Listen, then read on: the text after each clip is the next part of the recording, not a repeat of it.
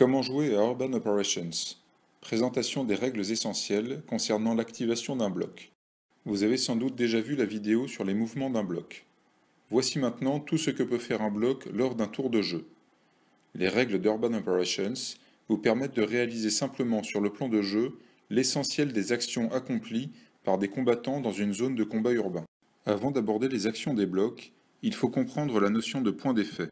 De la même manière que les points de mouvement servent à calculer les déplacements, les points d'effet permettent de calculer sur la carte la distance à laquelle peuvent être faites certaines actions. On utilise aussi la notion de point d'effet pour la chaîne de commandement et dans les combats, qui sont présentés dans une vidéo spécifique.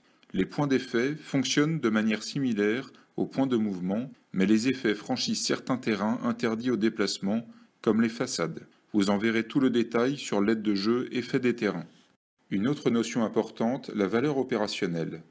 En fonction des dommages subis lors des combats, un bloc peut être en valeur opérationnelle, pleinement opérationnel, opérationnel ou faiblement opérationnel.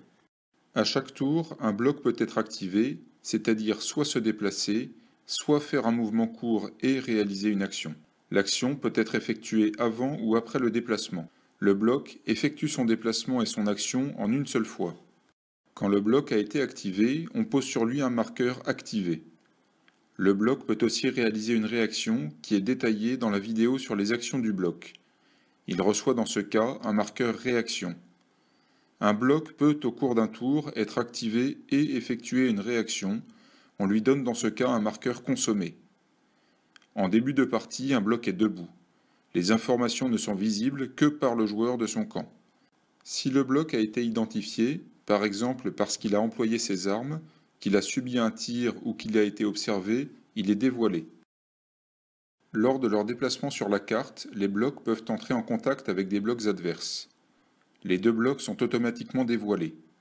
Prendre le contact signifie se déplacer à vue d'un bloc adverse, à une distance maximum de 3 points d'effet ou dans la même pièce que lui. Un bloc peut aussi prendre le contact avec un pion du No Man's Land dont la face n'est pas encore visible en passant sur une position adjacente. Le pion est dévoilé dès la prise de contact. Selon la nature du pion rencontré, certains incidents peuvent survenir.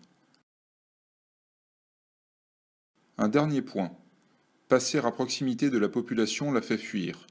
De ce fait, quand un bloc passe à un point d'effet d'un pion population dévoilé, on dit aussi qu'il entre en contact avec elle. À ne pas confondre avec l'action j'évacue la population. Récapitulons.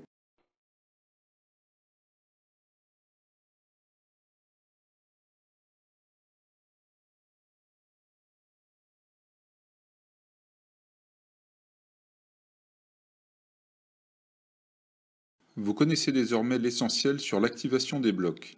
N'hésitez pas à parcourir la règle pour maîtriser les mécanismes principaux, puis lancez-vous.